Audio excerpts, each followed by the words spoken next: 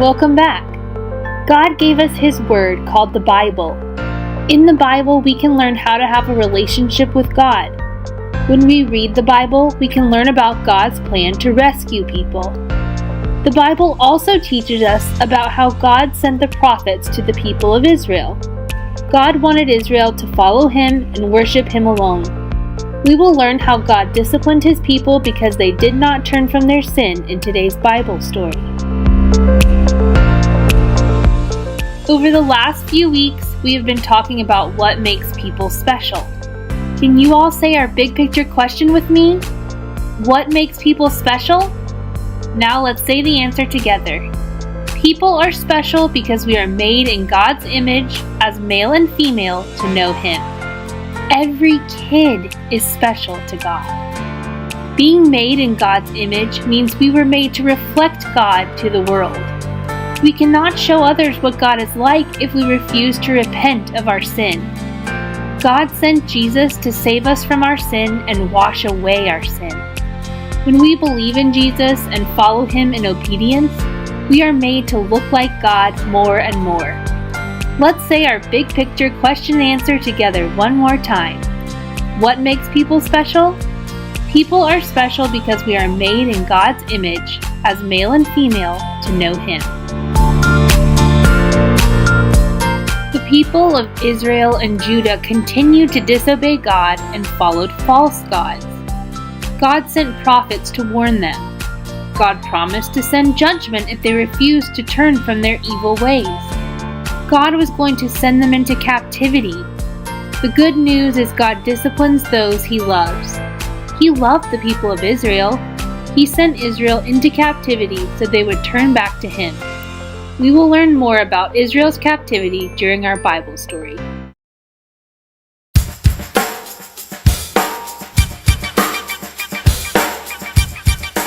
The last 4 kings of Judah came from King Josiah's family.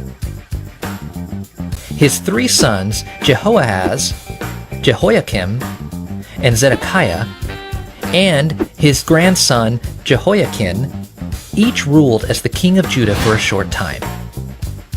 Jehoahaz was not king for long. He did what was evil, and the king of Egypt came and made Jehoahaz a prisoner. The king stole silver and gold from Jehoahaz.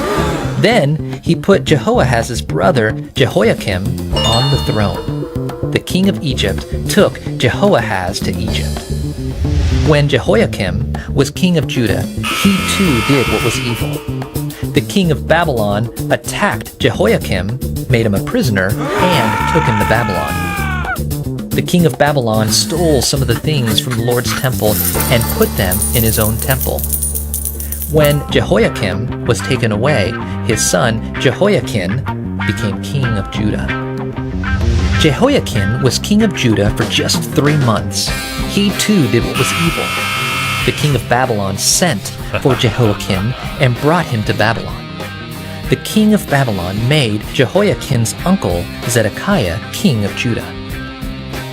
Like his brothers, Zedekiah did what was evil. He led the people of Judah to do evil things too. The prophet Jeremiah warned Zedekiah that God would punish him, but Zedekiah did not listen. God was angry with the people of Judah. They sinned and did not obey God, but God loved His people. He wanted them to turn back to Him. God sent prophets to warn the people, but the people did not listen. Finally, it was time to judge the people of Judah for their sin. God allowed the king of Babylon and his army to attack Judah. Many of the people died. The king of Babylon took everything out of the Lord's temple and carried it back to Babylon. Then the king and his army burned the temple.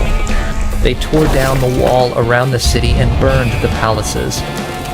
Anything that they did not take with them was destroyed. All of the people who were still alive were taken back to Babylon. The king forced them to be slaves. Everything the prophet Jeremiah had warned about happened, just like God said it would. God was right to punish His people for their sin, but He kept His promise to provide a king through David's family. Ultimately, God punished our sin through his son, Jesus, and made him our king forever.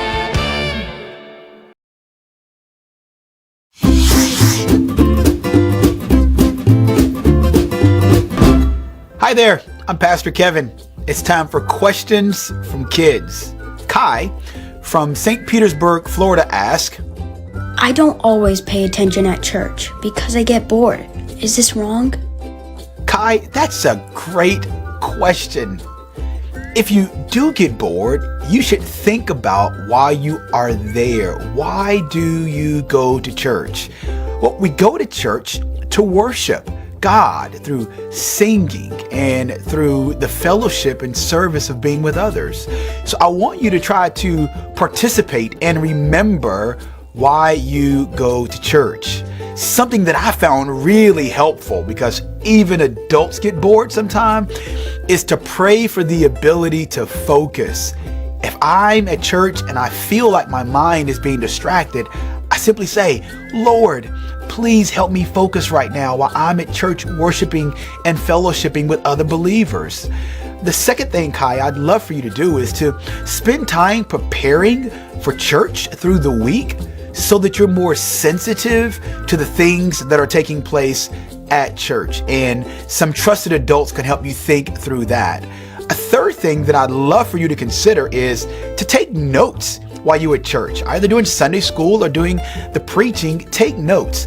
And if you're not that good of a note taker or you're still working on your handwriting, that's okay. Because if you can't take great notes, I want you to draw pictures. As the pastor is preaching or as your Sunday school teacher is teaching, draw pictures describing what you hear them say. I think those will be some things that will really help you stay more focused during church. What are some steps you can take throughout the week to get you more prepared for church?